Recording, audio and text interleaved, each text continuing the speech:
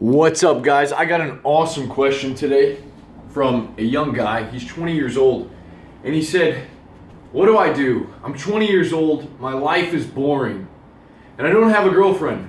How do I live? What should I do from here? You know, man, like I'm 26 right now.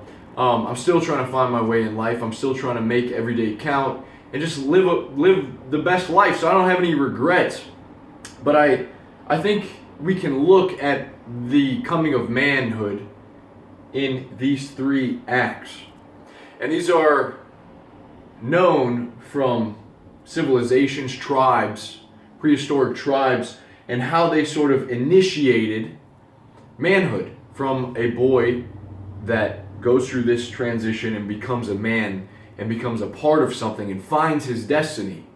Now, again, this is not modern civilization. So this comes with consequences, but it also comes with its benefits. And the first one is the Act 1, the separation. This is the separation from the mother holding you at the tit, nursing you. This is the point where you get circumcised, right? The elders would take the young babe, 7 days old or maybe 7 years old, and they would circumcise it, cut the skin of the penis, and that said to the boy, you belong to the tribe. This separates you from the comfort. And yeah, this is rough. And nowadays we realize it can be dangerous and it's not necessary. But this was one way that they began to separate the young boy to enter into phase 2. Phase 2 is the initiation process. And the initiation was to now have the men and the boy come together, and the men would teach the young boy skills, how to wield a sword, how to hunt, how to craft. He would begin to have mentors, he would begin to learn. This would also sort of brainwash him in a sense, and you can see this same route taken in a lot of the military, maybe the Marines. So you go into boot camp and they break you down, they make your body strong, they sort of beat discipline into your mind. And they like give you a set of rules to follow, a code of honor. That's Act 2. Now, by doing that, they condition you to be able to go into reincorporation back into the world. This is where you take up the sword. This is where you become a man among the tribe, and you have your goal clearly set for you. What am I supposed to do? Now, this is pretty damn good if you live way back then, because it gives you a job to do, and you have focus now. You know what to do with your life. Thing now is we have so much freedom. What do we do with that freedom? That's the cost of civilization as it is. So now we're faced as men is like, this is a little bit far right, you could say. This is almost too much order, because this doesn't let you really begin to develop your individuality. It teaches you discipline and it gives you a path, but it's also very, how could you say? It's almost closed-minded. Okay, nowadays you want to be an individual. You want to have your own opinions and stand up for what you believe. You want to live your own life. But since we don't have this, what many men face is finding that like tribe.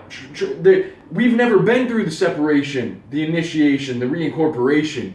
We've never had teachers. We never had a group of men that really care about us. Maybe our fathers, but many of us didn't have good fathers. Many of us had the mother that was always at our side. Many of us never left home at 18. We still live at home, and then we don't know how comfortable we become.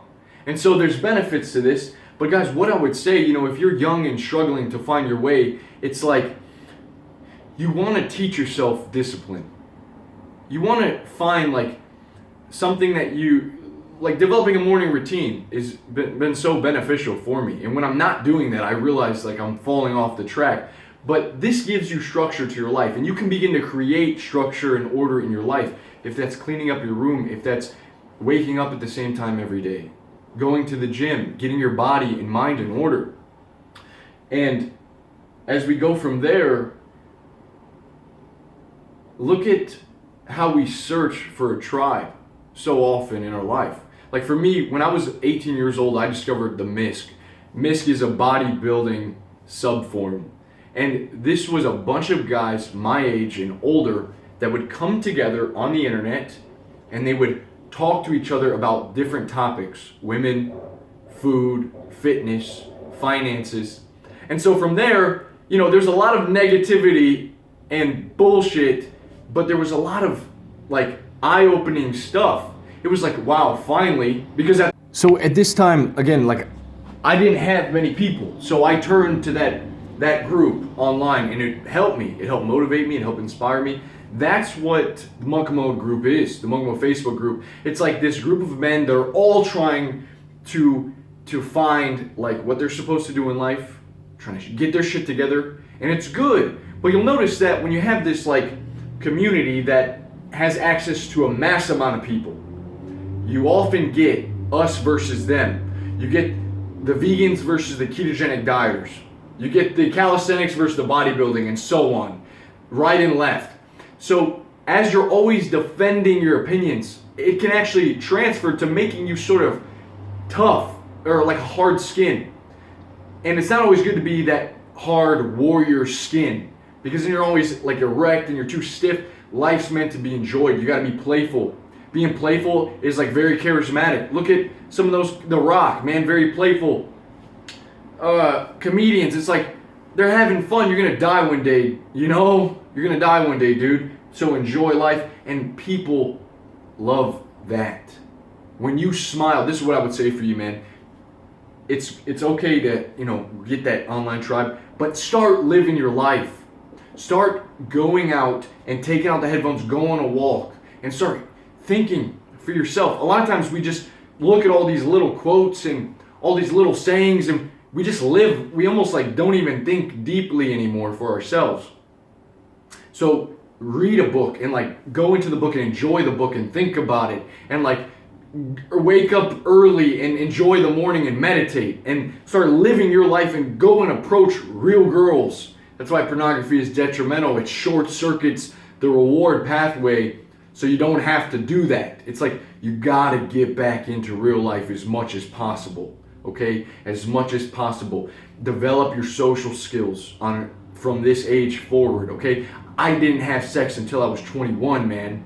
Okay, there's no rush, and a lot of you guys are rush, gotta get a girlfriend, gotta do this. It's like, start now building the skills necessary and be fucking nice. Go out into the world and say hi to the cash register. Use her name tag's right there, the key to her heart. Compliment her fingernails if they're nice. If you can see she's having a bad day, maybe cheer her up just because you're feeling good. Open the door for the old man. How are you doing, sir? Say it with energy. It starts with you feeling good. This internal desire, okay, for life itself. You got to start living your life. The social media will suck it out of you because it programs your brain that you just get rewarded like that. Then it becomes all about you. The part of separating yourself is so that it's not all about you, man. As a young boy, as a young kid, it's all about you. I'm not saying you have to leave your mother's house, but how dependent on your parents are you? The initiation, find out. Start to learn, start to be curious, because many men are not curious. They're just moping around, looking for an excuse. You don't want to be like that. Reincorporate yourself with your newfound love for your life, with your new skills, with your talents. Whatever that may be, write them down. Write them down. If you don't have any, start developing them. Okay, work hard, focus. But this gives us an insight into that, guys. And I hope that, you would understand that what we fight now is almost too much comfort, too much access to stuff that our brains aren't really prepared for. The internet is still sort of a newborn babe, and it's blossoming, and we're trying to learn. It's like, look at the kid that just shot up the school. Could that have been prevented? Sure, a lot of these tragedies could. And so, make that one of your things, just to be kind to others, to uplift other people, and don't let the whole mass amount of people turn you too hard. You don't always get to be so stiff. It's not all about you. And so, guys, that's it, man. I just wanted to share that with you. I hope you enjoyed this video. I hope you have a wonderful day. I hope all you do. And let me know if you need anything. I'll see you soon. Peace.